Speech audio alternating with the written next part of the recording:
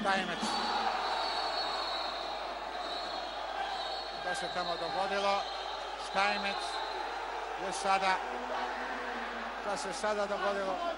Smith, Štajmec, šta su sada odluke?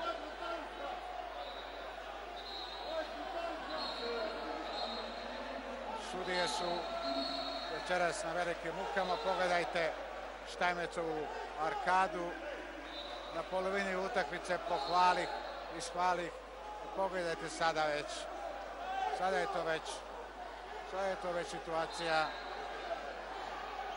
koju treba nekako privesti i dovesti do kraja. Štajmec na jednoj strani okrvavljen, opšte uzbuđenje, prevelika nervoza i sada neka posle svega naši koji vode savez razmišljaju o svemu. Neka sada razmišljaju o svemu. Nijednu ne mogu opravdati, niti bi ikad opravdao, nijedan potez igrača. I ovo je za najtežu kaznu. Ovo što je u sa Smithom iz teške pozicije.